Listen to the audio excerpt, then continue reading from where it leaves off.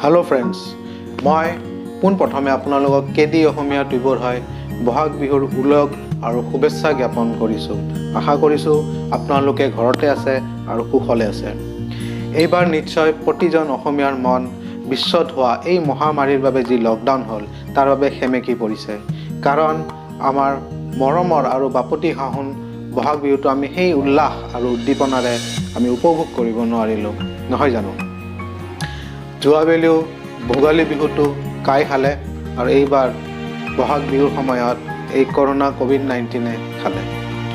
নাজানো কাতি বিহুৰ সময়ত আৰু কি বিপত্তি আৰু অমংগলে দেখা দিয়ে। বাৰু যিয়ে নহওক কাতি বিহুটো যদিও সেই উল্লাস আৰু উদ্দীপনাৰে উদযাপন কৰা নহয়, তথাপিও বিহুটো বিহুৱে হয় আমাৰ প্ৰতিজন অসমীয়াৰ বাবে, নহয় জানো? যিহেতু এইটো এটা বিহুৰ বতৰ, সেয়ে মই বিহুৰ লগত জড়িত কিছুমান নজনা তথ্য আপোনালোকৰ আগত দাঙি ধৰিবলৈ অতি চমুকৈ এই ভিডিঅ'টো বনাবলৈ চেষ্টা কৰিছোঁ। মোৰ ভিডিঅ'বোৰ সাধাৰণতে তেনেবোৰ তথ্যৰ ওপৰত বা বিষয়বস্তুৰ ওপৰত বনাওঁ যিবোৰ বিষয়বস্তু সচৰাচৰ মানুহৰ দ্বাৰা জ্ঞাত নহয় বা সচৰাচৰ মানুহে নাজানে। আৰু সাধাৰণতে মই এই ভিডিঅ'বোৰ ইণ্টাৰনেটত আৰু গুগলত উপলব্ধ তথ্যসমূহৰ আধাৰতহে বনাবলৈ চেষ্টা কৰোঁ। গতিকে কিবা ভুল ভ্ৰান্তি হ'লে ক্ষমা কৰিব। গতিকে আগন্তুক দিনত যাতে সমগ্ৰ বিশ্বই এই মহামাৰীৰ পৰা পৰিত্ৰাণ পায় আৰু সমগ্ৰ বিশ্বৰ পৰা এই মহামাৰী নাশ হয় আৰু আমি সকলোৱে সেই দুগুণ উৎসাহেৰে আমাৰ সকলো উৎসৱ পালন কৰিব পাৰোঁ, সেয়ে মই আপোনালোকৰ ওচৰত কৰজোৰে অনুৰোধ কৰিছোঁ, ঘৰত থাকক, সুৰক্ষিত থাকক। গতিকে আহক সেই আশাৰে আজি এই ভিডিঅ'টো আৰম্ভ কৰোঁ। পোনপ্ৰথমে মই আপোনালোকক কৈ দিওঁ এই বিহু শব্দটো ক'ৰ পৰা আহিল। বিহু শব্দটো আহিছে আমাৰ ডিমাছাসকলৰ ভাষাৰ পৰা। বিহু শব্দটোত দুটা অৰ্থ সন্নিৱিষ্ট হৈ আছে, এটা বি আৰু এটা হু। বিৰ অৰ্থ হৈছে দিয়া আৰু হুৰ অৰ্থ হৈছে লোৱা, অৰ্থাৎ দিয়া আৰু লোৱা, যাক ইংৰাজীত গিভ এণ্ড টেক বুলি কোৱা হয়। এই শব্দ দুটা নিৰ্ধাৰণ কৰিছিল আমাৰ সকলোৰে শ্ৰদ্ধাৰ কলাগুৰু বিষ্ণুপ্ৰসাদ ৰাভাদেৱে।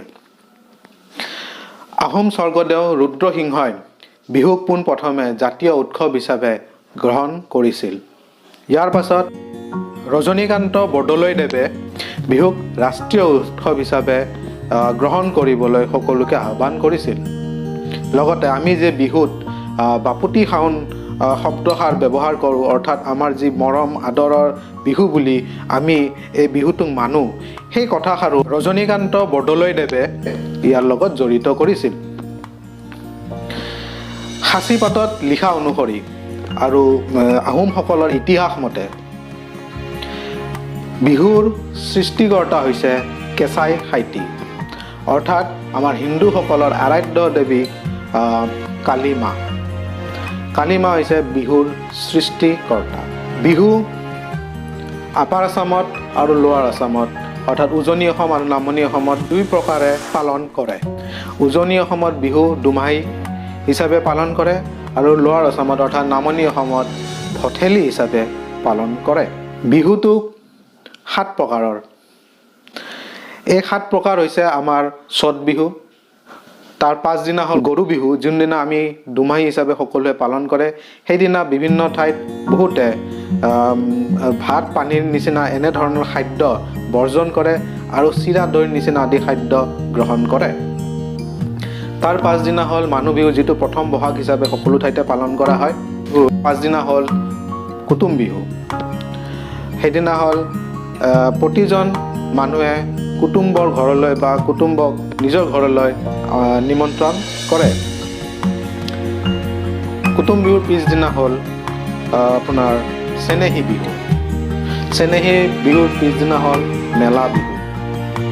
আৰু একেবাৰে শেষত যিটো বিহু পালন কৰা হয় সেইটো হৈছে চেৰা বিহু, অৰ্থাৎ একেবাৰে শেষৰ বিহুটো হ'ল চেৰা বিহু। গতিকে এই 7 প্ৰকাৰ বিহু যি মই আপোনালোকক ক'লোঁ, এই 7 প্ৰকাৰৰ বিহু আমাৰ সমগ্ৰ অসমত বিভিন্ন ঠাইত বিভিন্ন প্ৰকাৰে উদযাপন কৰা হয়।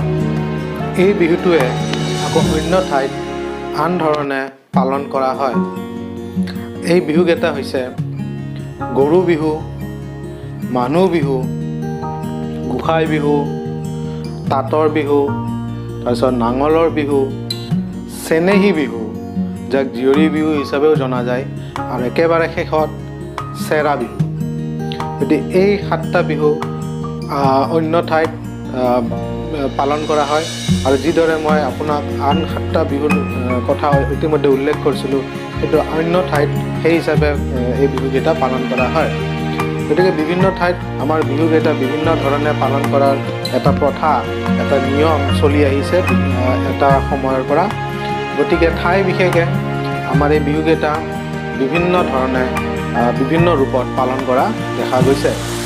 গতিকে এইখিনিয়ে আছিল অতি চমুকৈ বিহুৰ বিষয়ে নজনা কিছুমান তথ্য, যি মই আপোনালোকৰ আগত দাঙি ধৰিলোঁ। আশা কৰিছোঁ আপোনালোকে এই ভিডিঅ'টো পচন্দ কৰিব। পচন্দ কৰিলে মোৰ ভিডিঅ'টো লাইক কৰি দিব আৰু শ্বেয়াৰ কৰিব, আৰু যদি মোৰ চেনেলটো ছাবস্ক্ৰাইব কৰা নাই আপোনালোকে ইয়াক ছাবস্ক্ৰাইব কৰি ল'ব। লগতে বেল আইকনটো ক্লিক কৰিব নাপাহৰিব, যাতে মোৰ ভিডিঅ'বোৰ আপোনালোকে সোনকালে পাই যায়। এইখিনিতে মই সমগ্ৰ অসমবাসীৰ ওচৰত আৰু মোৰ সকলো ছাবস্ক্ৰাইবাৰৰ ওচৰত আৰু একবাৰ অনুৰোধ কৰিছোঁ, যাতে আপোনালোকে ঘৰতে থাকিব আৰু সুৰক্ষিত থাকিব, যাতে আমি আগন্তুক দিনত সকলো অসমীয়াই, প্ৰতিজন অসমীয়াই সেই দুগুণ উৎসাহেৰে আৰু উদ্দীপনাৰে আমাৰ সকলোবোৰ উৎসৱ আনন্দৰে পালন কৰি যাব পাৰোঁ। সেই আশাৰে আজি মোৰ ভিডিঅ'টো সমাপ্ত কৰিছোঁ। ধন্যবাদ।